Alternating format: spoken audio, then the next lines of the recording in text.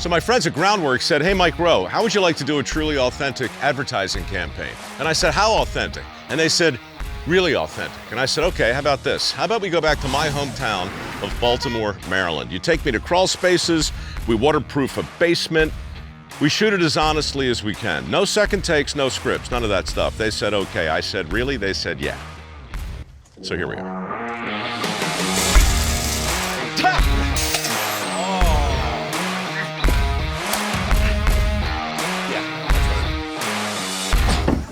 That's a party foul is what we call it. So the Groundworks employees were told that a potential customer was coming by to observe them at work today. In reality, there is no potential customer. Just me, Mike Rowe, showing up to slow things down and maybe learn a thing or two from these guys. Get set up and start pushing this one. Let's take these hoses off. Hey guys, this is one of our customers right here. This is the place of work. Howdy. How are you? Micah, how are you doing? I'm good. What's your name? Micah, nice to meet you. Micah? Yes, sir. That'll How's be it easy. going? Tyler. Hey, Tyler. How are Nice you? to meet you. Mr. Rowe, oh man. It's Mr. Mike Rowe. Oh, man. I'm good, buddy. What's your name? Javid. Javid? J-A-V-I-D? You got it. Well, full disclosure, what's happening here is Groundworks has agreed to film what I believe could be the most honest commercial in the history of television. Doing actual work. I mean, this is actual work. Oh, yes, sir. Then this is a real house Oh, yes, sir. with an actual homeowner. Oh, yeah. What is the actual problem? So it's actually, they're getting some settlement right here in this corner. That's evident by these cracks that you see along the footing here, along the foundation, I should say. Right. All these cracks are indicators that, you know, the foundation is settling, and in turn that could lead to bigger issues in the future. So there's cosmetic issues on the inside. But this is, I mean, that is like the most common thing to see in the world. Pretty common, yeah. Right. Pretty common. And it's water damage that's causing it. Primarily, yeah. So once water gets underneath the foundation here, it soaks into the soil, causing that soil to become unstable. And then the real kicker is once that water starts to evaporate and pull away from that area, it draws the soil away, causing voids. And that void is what the foundation starts to settle into. Where are you from? From Florida. I was actually born in Jamaica, but grew up in Florida. How'd you wind up with Groundworks?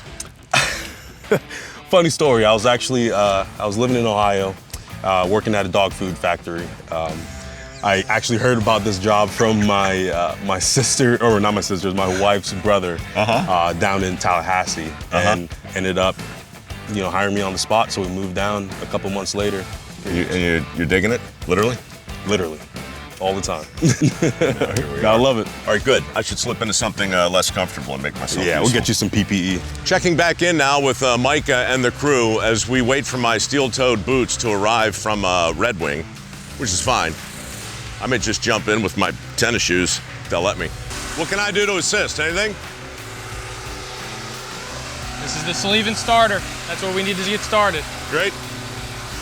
So this right here, did he explain to you what this is? No, he didn't. He just handed it to me and said, take it. Okay. So this top part here, this black piece you're seeing, it's called a sleeve. And the inner tube is called a starter pipe. This is so it gives the bracket, which is buried under there in that water, it gives it like a spine per se. So it helps that when you're sending the rest of those tubes in there, it gives it a backbone to prevent any slippage coming back out. So that's why this is primarily there. It's actually a pretty critical part in sending piers. What I'm starting to realize is that all the parts are the tricky part. Yeah. So these starter pipes Yes, sir. are going to allow the piston to drive it into the ground. Yes, sir. And then another pipe, I assume. Right, and then we keep adding pipes. You just keep adding pipe. Yep. How many pipes will you add? We have to go until we hit a certain pressure. If we don't hit that pressure, these pipes will continue to sink, so therefore their foundation will continue to settle with it. Right. So you could, who knows? Yeah, 5, 6. It could take 2 pipes, it could take 20. We don't know. All right, great. Safety first. Top 3 for sure. You got glasses, Javid? I don't. I'll move away. Safety where, David? Sorry, you were saying? You're right. Okay. And what I'll do is I'll stand on this side and I'll hold it still for you. Terrific. Look, I should stay on it. What I would do, I would recommend putting the back side of the bandsaw up against it, just letting it eat through it.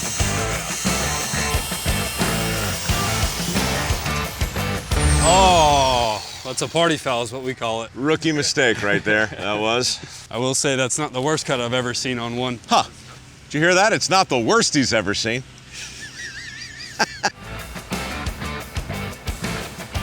It kind of reminds me of an oil rig. Yeah. But same basic thing, right? You're going to attach and you're going to go until you get the right pressure, and then you got a pier. Yes, sir, essentially. With a little help from the pier pusher, which we hear in the background, and a little lift from the relay station. Yeah, Essentially. You want to try to put that in there? It's one of my life goals.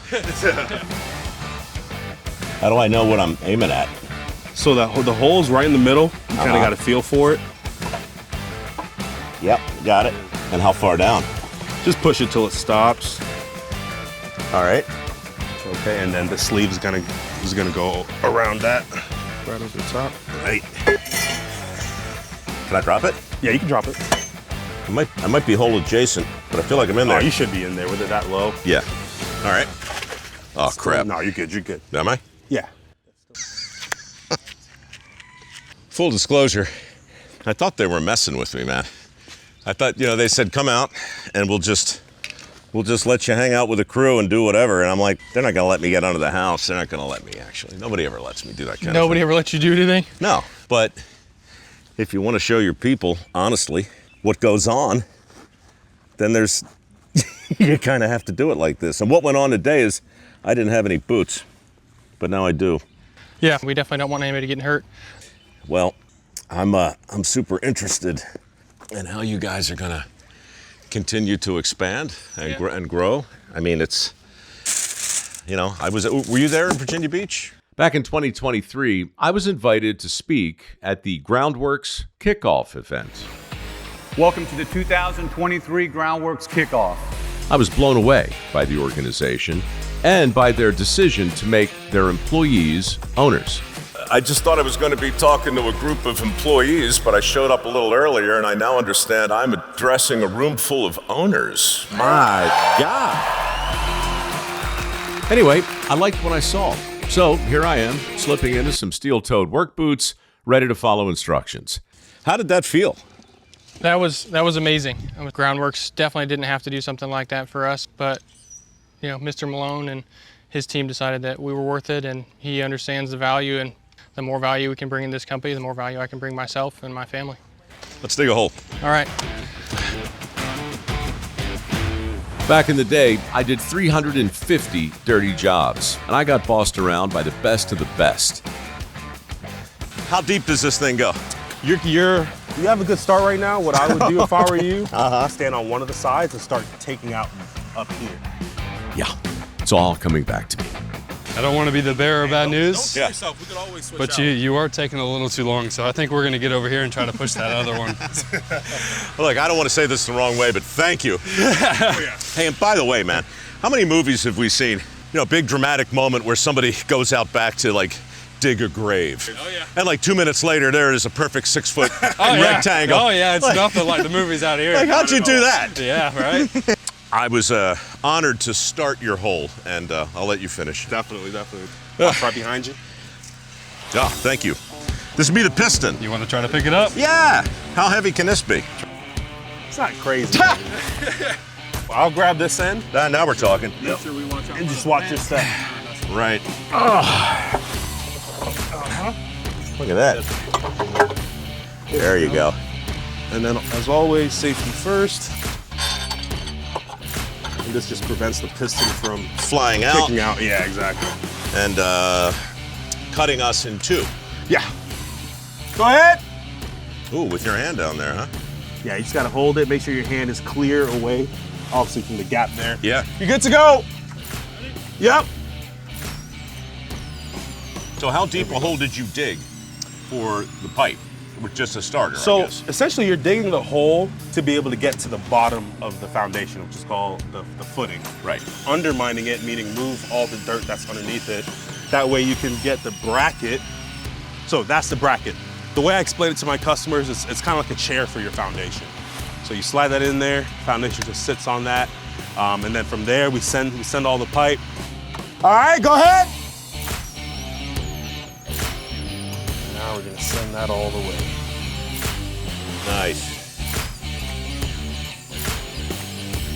And then from here, just repeat the process by adding a pipe. Yep. And do the same thing over and over until the gauge on his machine there tells us we're at the proper temperature or proper pressure. Proper pressure, because then you got to take that setting, that thing that sets under the footing.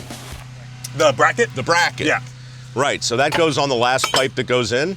So the bracket is already down there, so essentially what we're doing is sliding each of these pipes through the back end of the bracket. How'd you get the bracket down there? That happened before I got here. That happened first, yeah. All right. So we slide the bracket, and you'll probably see it on when we do that one. Yep. Another big thing, staying hydrated. Big? Oh yeah, very important. You ready? Yeah. All right. My man. If you want to let you do the next one if you want. Yeah, sure. Okay. All right, I'll let you get in here.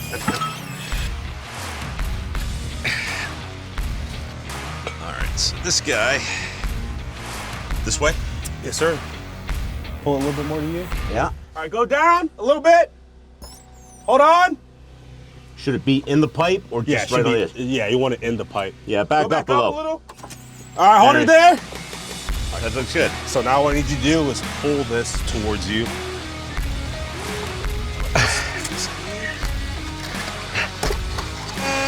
Oh, crap. Right there. Okay. Go ahead.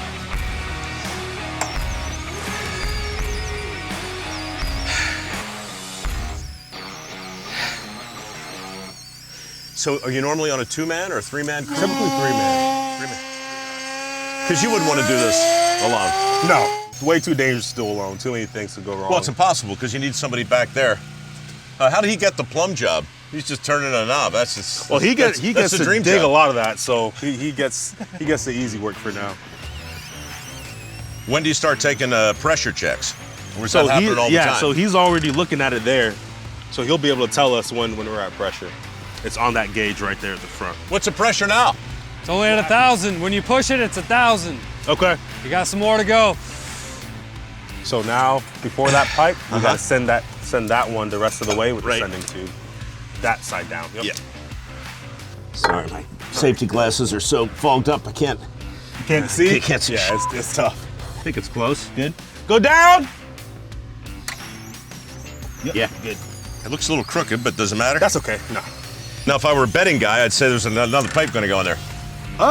You would be making a lot of money right now. You're starting to get the idea, right? The pipe goes in, sending pipe goes on, pipe goes down, some adjustments, some banging, All right, hold it there. goes up again, sending pipe comes out, another pipe goes on, more banging, some cursing, a couple of laughs because the sense of humor is important. Oh yeah. Right. And bonds form, and a house is saved, and they all lived happily ever after. 100%. Hold on, hold on. Not quite, my bad. Back up a little bit. All right. Okay. Slow. Go down slow. Not that slow. Go down slow. Got it. Got it. Good. Perfect. Good.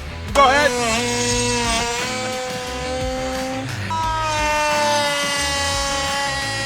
That's the sound of my soul. Down. Nice. You're getting it now. I'm getting it. You're good, getting it. good. You keep going. Go ahead. And really, all of this could be avoided if the person who built the house. Yes and no. So I know what you're going to the moment say. the water gets to the foundation, Right. you start to run All the bets risk are of off. this happening. Even So- if the builder was perfect. Even if the building was perfect, yeah. I mean, so if the building wasn't perfect, obviously that just expedites the situation, expedites the settling, everything like that.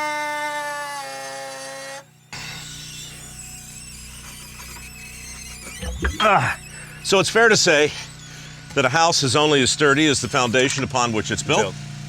And You can say that. It's fair to say that Groundworks exists because many houses are not built on a firm foundation, but have rather succumbed to the second law of dynamics, in particular, the unhappy collision of water and concrete. Yeah, well, water and soil. Ah. Water and soil. Right. So it's the soil that's eroding away, causing those cavities, those voids that the foundation then wants to settle into. And then you guys with your superhero capes show up and fix everything. Yes, sir. That sounds about right. I made it sound a little easier than it is. From here, it's just the same thing. Until we get the pressure and we need to put the top plate on everything, this is going to just be repeating itself. So Backbreaking and difficult, but very informative. Yes, sir. Thanks, brother. Most definitely.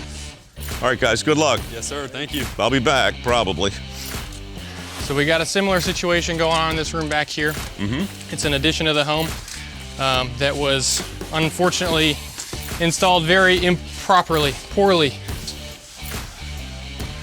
So this is where the home was originally started, but everything past this just starts to sink towards that exterior wall, which, as you can see, wasn't built very structurally sound. A wall that isn't centered.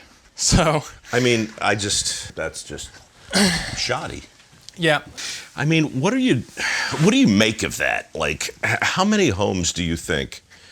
I mean, just so we understand, I'm looking at a supporting wall. Yeah, basically. this is what's holding up the whole addition to the house. And it's just cinder blocks that have been sort of seemingly randomly placed. Haphazardly, yeah. I'll say it's literally just 2 bricks. There's not even a second layer behind it. It's just 1 brick and one just sitting half on top of it. So it's just allowing all of this to sink, and there's no footing down there of any kind. It's just... How typical. Say honestly, it's you never know until you get down in the crawl space, and most of our homeowners have never once seen their crawl space. So you just never know what's going on unless you hire somebody you can trust. So I don't want to freak you out, man, but if you have a floor in your house, it means you got something under it. And if you have something under it, what you really want to hope for is that it doesn't look like that. Like that, yes, sir. So what we're gonna do is we're gonna stretch 3 Intellijacks across this room on some steel I-beam, and we're gonna actually lift the floor up so it's no longer being supported by the shoddy workmanship, and it'll be supported by our new I-beams and Intellijacks. All right, great. All right, let's go get some gravel. Let's go get some gravel. I'm gonna go ahead and let you get down there and get dirty. All right, great, thanks. We need to get that cheese wheel out of there. It's not light because it's concrete. And working in the crawl space always makes it that much more fun. It's all coming back to me, man. You've been out of it for a little bit? Uh-huh. There you go. Thanks, sir. And then just dump it in there and fill it up. We're doing about 15 inches of rock. Great.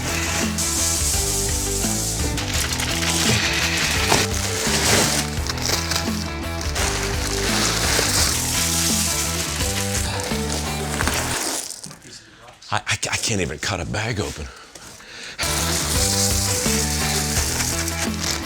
See, in a perfect world, the people who did the original work would have taken a lot more care, but we don't live in a perfect world. And how many did you say go in? 12? 12 in total. So we'll do 7, put the cheese wheel in, and then we'll do the other 5 to bury the cheese wheel. All right. You got 7 in there? Yeah. I'll give you this cheese wheel back. We got to put the cheese wheel in, and then the jack on, and then do the other 5. Oh. Yes, sir. Why is that? Because we want to make sure that cheese wheel doesn't slide around. Right.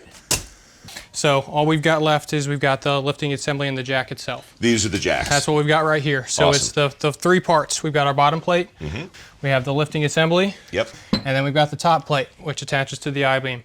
So you're gonna go ahead and come down here, help me set these up and place the I-beam. All right. And they're called Intellijacks Yes, sir. because they're intelligent jacks? And most jacks are one use. So you can put them up, you can put them in place, and that's it. It's where they stay. But these ones, we can come back as many times as we want and keep lifting on them. Oh, you can adjust? Yes, we can. Oh. Yeah, you'll be able to see that once we get them down there. So Right, that is intelligent. here's your assembly, and you'll set it down just like that. It's all already put all together for you.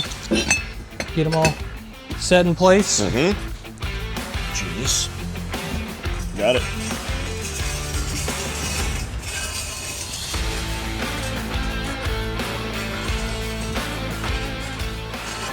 All right, there we go. And then with that wrench, we're able to get it lifted I'll let you up choose to where which one you want to use. I'll take the little boy. The little boy? Yeah. All right. I mean, I think. You know about leverage? I think I really opened this thing way too wide. Hold on a second. Do you have yours already adjusted? Yeah, mine's ready. If you want to use that, there you go. You got all the leverage in the world you need now. Go big or go home, right? And that allows us to just continue to come back and get as much lift as we want, as long as the house will allow us to keep lifting. So, How much do you want it? just until it's tight. And we'll do the lifting process a little bit later. Give it a little more. See this splinter right here? Yeah. And see this nail right here? That was doing some things to me that I, in hindsight, really did not enjoy. There you go. Once it gets pretty heavy, then you know you put the weight and transferred it to the beam. And then we'll use the 20-ton toe jacks to get the lift on the house. All right, so sum it up for me, Micah. When the dust settles, what will have been accomplished here today? Well, in this room, we'll say we're making sure that the poor workmanship that happened here isn't going to cause this room to collapse, because that's what was happening before. So we're holding up these floors, we're holding up these walls, and we're making sure that the homeowner can use this space without walking downhill in their own home, and they can trust that their floors are going to be able to support them. So. Meanwhile, out front with the piers, those are going to be going in. Yep. And that's really just on the corner, right? Yep, we've got that corner that was starting to form some cracks in their foundation. The dirt was compressing, and that whole corner was starting to sink and just causing another hill in the homeowner's house. So. This is what work looks like, if you've been curious. Hey, thanks. Thank you very much. You were awesome. Appreciate it, guys. Thanks, Groundworks. What these guys do day in and day out all over the country is not easy, but it's absolutely essential, and nobody does it better. Supposed to be retired, for Christ's sake. Hard work, man, right? Dude,